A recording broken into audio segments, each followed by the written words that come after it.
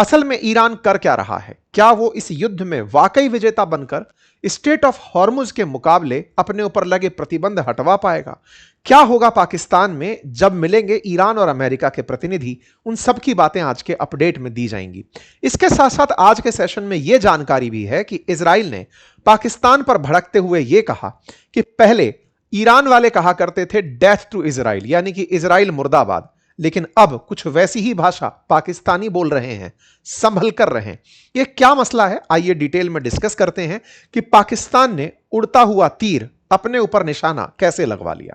मेरे प्यारे साथियों, इस पूरे मसले को समझेंगे, लेकिन उससे पहले एक जानकारी। यदि आप इस वीकेंड में हो रहे, यानी कि इस रविवार को हो रहे वेबिनार में पार्टिसिपेट करना चाहते हैं, जहां पर हम आपको वेबसाइट बनाना फ्रॉम स्टार्टिंग टू एंड सिखा रहे हैं, तो जाइए और वेबिनार के लिए जो लिंक कमेंट बॉक्स में दिया हुआ है वहां पर जाकर उसे ज्वाइन कर लीजिए। चैनल पर नए हैं तो सब्सक्राइब कर लीजिए। आइए आगे बढ़ते हैं। मेरे प्यारे साथियों, कल हमने आपको एक सेशन में जानकारी दी थी कि सीज फायर खत्म हो गया है। ऐसा क्यों बोला गया था?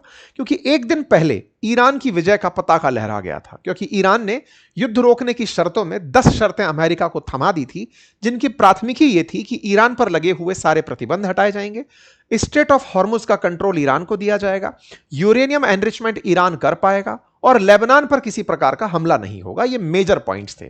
ये सब बातें होने जा ही रही थी कि 10 घंटे के भीतर भीतर इजराइल ने लेबनान पर इतना बड़ा हमला किया कि वो वहां का राष्ट्रीय शोक बन गया।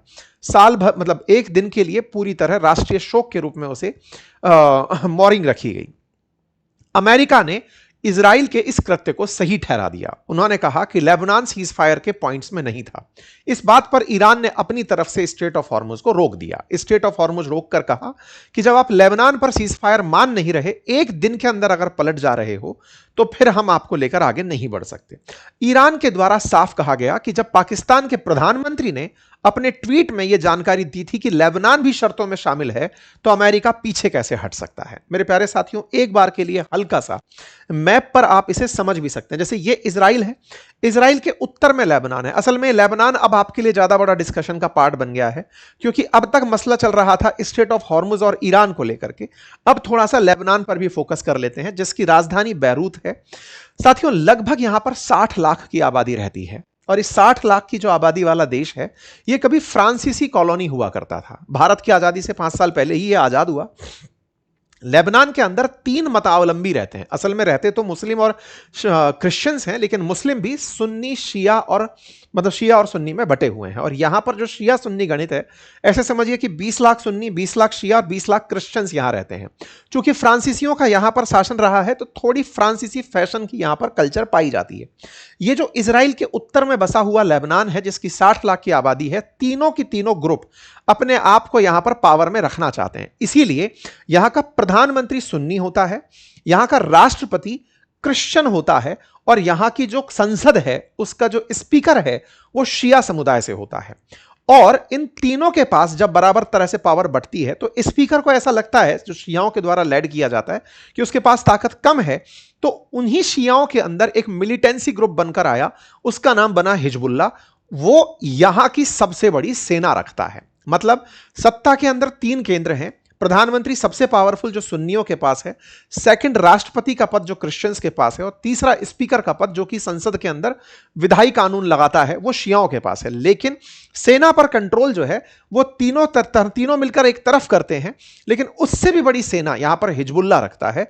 हिजबुल्ला एक शिया मिलिटेंसी ग्रुप है इजराइल की नजर में, और ऐसे में ईरान उस हिजबुल्ला को सपोर्ट करता है, क्योंकि इस लेबनान में 1 लाख से अधिक फिलिस्तीनी शरणार्थी रहते हैं। अब वो फिलिस्तीनी शरणार्थी कहां रहते हैं? अब जैसे ये लेबनान है, लेबनान के अंदर अगर मैं दिशाओं के हिसाब से अगर आपके सामने बात रखूं, तो ये इसका उत्तर का हिस्सा, ये दक्षिण का हिस्सा, ये पूर्व का हिस्सा, ये पश्चिम का हिस्सा। तो इजराइल का उत्तर हुआ ये, इजराइल का दक्षिण हुआ ये। अब देखिए यहां पर ये जो रिवर बहती है ना, इसका नाम है Jordan river.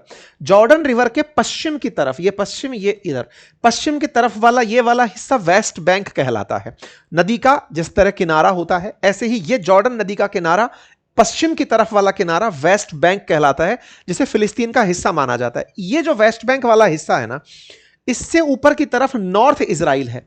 North Israel Lebanon का दक्षिण लेबनान के नजदीक वाला हिस्सा है। तो इसका दक्षिण और इसका उत्तर ये दोनों एक साथ मर्ज करते हुए हिस्से हुए। जब फिलिस्तीन पर इजराइल हावी हो रहा था तो बड़ी मात्रा में यहां से निकल निकल करके फिलिस्तीनियों ने इस क्षेत्र में शरण ले ली। किस क्षेत्र में शरण ले ली थी? इस क्षेत्र के अंदर। ये कौन सा क्षेत्र हुआ? लेबनान का दक्षिण क्षेत्र हुआ। लेबनान के दक्षिण क्षेत्र में जब शरण ली तो यहां पर एक नदी बहती है जिसका नाम है लितानी नदी। उस लितानी नदी के दक्षिण वाले हिस्से में बड़ी मात्रा में फिलिस्तीनी जाकर रहने लगे और उन्होंने पीएलओ नाम का एक संगठन बना लिया। यहां पर वो जो फिलिस्तीनी है, आज वही फिलिस्तीनी ताकत है हिजबुल्लाह की। तो यहां पर जो हिजबुल्लाह शासन कर रहा है अपना सबसे बड़ा मिलिटेंसी ग्रुप बना करके, पावरफुल सबसे दुनिया का कहलाता है, वो हिजबुल्लाह असल में फिलिस्तीनियों की मदद लेता है और फिलिस्तीनियों की मदद लेकर के इजराइल पर हमले करता है। इजराइल एनी टाइम उसी को निशाना बनाने के लिए इस क्षेत्र में बमबारी करता रहता है। तो असल में पहले इजराइल ने फिलिस्तीनियों को निकालकर यहां भेजा, अब यहां पर भी उन्हें रहने नहीं देता तो उन्हें और ऊपर संभालता है। वो जाते जाते जब बैरूत में फंस जाते हैं तो उन्हें बैरूत में मारता है। यह फिलहाल की स्थिति है जो यहां पर बनी रही है। तो कुल मिलाकर लेबनान को लेकर के पूरी कहानी है। अब सवाल क्या है? तो क्या साहब ये लेबनान भी खाली करा लेगा? एक ऐसे ही ये पत्रकार हुए हैं थियोडोर हर्जिल, उनका मानना है कि इजराइल का असली टारगेट है ग्रेटर इजराइल बनाना। ग्रेटर इजराइल की वो महत्वाकांक्षा पहले भी दर्शा चुका है। पहले भी जब 1967 में युद्ध किया अरब देशों के साथ तो उसने एक्सपेंशन प्लान किया हुआ था कि भाई मैं नीचे तक जाऊंगा, ये पूरा की पूरा जो सिनाई पेनिनसुला है ये पूरा अपने पास रखूंगा, यहां से सऊदी का एक बड़ा हिस्सा ले लूंगा, कुवैत, इराक, सीरिया। देखिए इजराइल ने इस समय जिस तरह से ईरान पर हमले किए ना, एक चीज उसने बहुत स्पष्ट रूप से बता दी कि मेरे पास इतनी ताकत है कि इस मुस्लिम वर्ल्ड में सबसे ताकतवर कंट्री ईरान, जो कि एक तरफ पूरे शिया हैं, सुन्नी हैं, और एक तरफ शियाओं का गढ़ मसीहा जो है वो ईरान, जिसने इतने साल तक केवल एक ही सपना देखा कि एक दिन मुझे इजराइल से लड़ना है, उस अकेले इत्तू से इजराइल ने, जिसकी आबादी 1 करोड़ से भी कम है, उसने ईरान के अंदर ईरान के जो प्रमुख प्रमुख लीडर्स हैं उन सबको निशाना बनाया, बड़ी स्ट्रेटेजिक लोकेशंस को साफ किया, अपने सबसे बड़े दुश्मनों का खात्मा कर दिया। इजराइल अब जब चाहे उस समय अपने आप के मैप को एक्सपेंड करके दिखा सकता है कि यहां से लेकर यहां तक मैं ही हूं, और शायद दुनिया का कोई भी देश उसका प्रतिरोध ना कर पाए, क्योंकि जो सबसे उच्चतम प्रतिरोध शो करने वाला देश था ईरान, उसको तो उसने पहले ही टारगेट करके न्यूट्रलाइज कर दिया है। अब ईरान के पास चूंकि स्ट्रेट ऑफ हॉर्मुज का की बचा है, यानी कि उसे लगता है कि मैं वहां से निकलते जहाजों पर गोला फेंक दूंगा, एक वही पॉइंट है जिस दिन वो उसके हाथ से छिन गया उसके बाद इजराइल के एक्सपेंशन को मेडिटेरेनियन सी से लेकर पर्शियन गल्फ तक कोई नहीं रोक पाएगा। यह इजराइल की महत्वाकांक्षा है। इस महत्वाकांक्षा के प्रमाण कैसे मिलते हैं? ऐसे समझिए, इजराइल ने हाल ही के समय में लगभग 2/3 वेस्ट बैंक पर कब्जा कर लिया है, लगभग 1/3 गाजा पट्टी पर कब्जा कर लिया है, और जो ये लेबनान में आपको दिखा रहा था ना मैप पे, इस मैप पर भी लगभग 20% हिस्सा ऑलमोस्ट कंट्रोल में लेबनान का इजराइल ले चुका है।